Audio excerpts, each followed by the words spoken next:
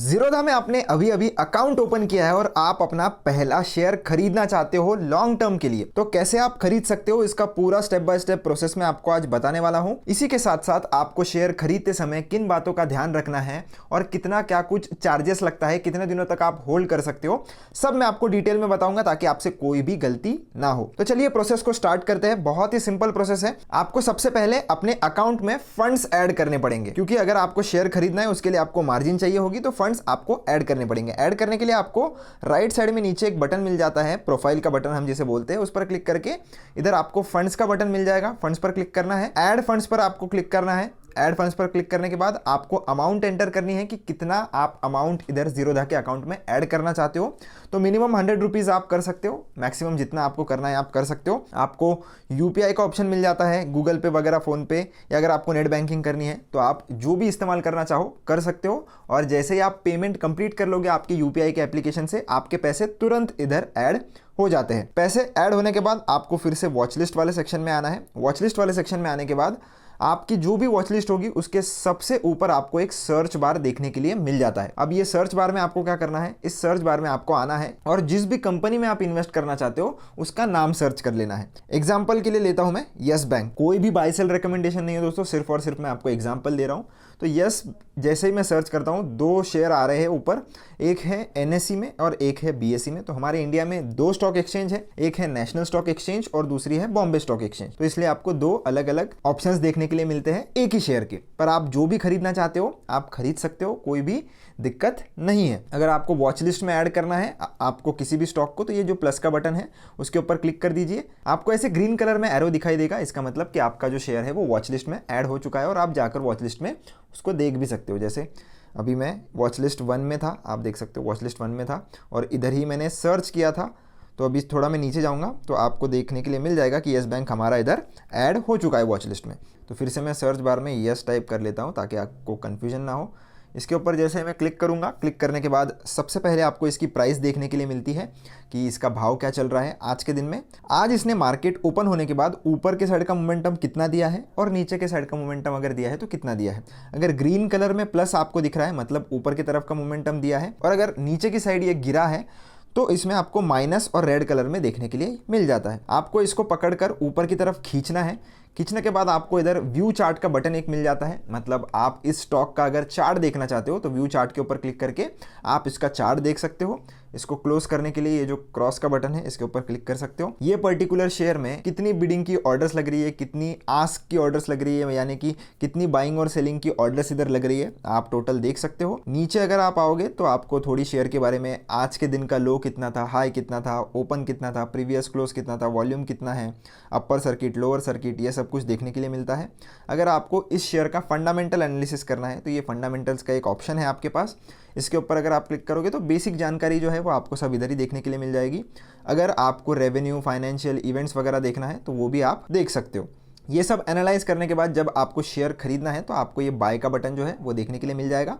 इसके ऊपर आपको क्लिक करना है। क्लिक करने के बाद एनएसई या बीएसई में से कौन सा खरीदना है आप इधर से भी चूज कर सकते हो। दोनों की प्राइस बहुत हद तक 99% सेम रहती है। थोड़ा बहुत जो डिफरेंस रहता है, आपको अगर बीएसई सस्ता लगता है तो बीएसई पे खरीदिए, एनएसई सस्ता लगता है तो एनएसई पे खरीदिए, बाकी कोई दिक्कत इसमें आती नहीं है, पर्सनल चॉइस है। रेगुलर वाला जो ऑप्शन है उसको आपको चूज़ करना है। सबसे पहले कितने शेयर्स आपको खरीदने हैं वो क्वांटिटी आपको इधर लगानी होती है। तो अगर आपको 5 खरीदने हैं तो 5 लगाइए, 10 खरीदने हैं 10 लगाइए, 2 खरीदने हैं 2 लगाइए। आपको जितनी क्वांटिटी खरीदनी है वो आप नंबर इधर लगा दीजिए। उसके बाद आपको सेलेक्ट करना है इधर लॉन्ग टर्म।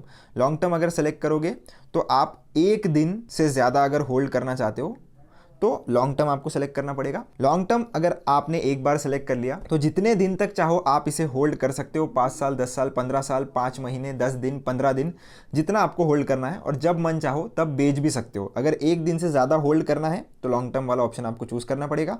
इंट्राडे ट्रेडिंग अगर करनी है, यानी कि सेम डे लेकर सेम डे मार्केट बंद होने के पहले अगर आप बेचना चाहते हो तो इंट्राडे ट्रेडिंग आप कर सकते हो। उस केस में आपको ये ऑप्शन चूज़ करना होता है। पर इंट्राडे ट्रेडिंग पर आपको ऑलरेडी वीडियो मिल जाएगा चैनल पर, अगर आपको देखना है तो आप वो जरूर चेकआउट कर सकते हो, लिंक मैं डिस्क्रिप्शन में डाल दूंगा। नेक्स्ट है आपका इधर मार्केट। तो दो तरीके की ऑर्डर आप लगा सकते हो दोस्तों। एक जो मार्केट में प्राइस चल रहा है तुरंत आप उसी पे शेयर खरीद सकते हो, या तो आप ये एरो पर क्लिक कर सकते हो, इधर आपको लिमिट का ऑप्शन मिल जाता है, आप लिमिट ऑर्डर लगा सकते हो। लिमिट ऑर्डर में आप क्या कर सकते हो, जो भी मार्केट में प्राइस चल रहा है उससे कम प्राइस में अगर आपको खरीदना है तो उस केस में आप लिमिट ऑर्डर का यूज़ कर सकते हो। आपको जब भी लिमिट ऑर्डर लगानी है आपको मार्केट प्राइस से कम का ही वैल्यू डालना है। मार्केट प्राइस से ऊपर का वैल्यू अगर आप लिमिट में सेट करोगे तो आपका ऑर्डर मार्केट प्राइस पर ही एग्जीक्यूट हो जाता है। तो लिमिट में आपको क्या करना है, अपना प्राइस डालना है, पर वो प्राइस इस हिसाब से डालना है कि वो आज के दिन में मार्केट में आना भी चाहिए। अभी प्राइस चल रहा है कुछ 21 रुपए के आसपास, अगर मैं इधर 17-18 रुपए डाल दूंगा तो इतना ये शेयर शायद नहीं गिरेगा आज के दिन में। तो आपको सेंसिबल इधर लिमिट प्राइस डालना है जो आज के दिन में अचीव हो जाए, तो उस हिसाब से आपका ऑर्डर एग्जीक्यूट हो जाए।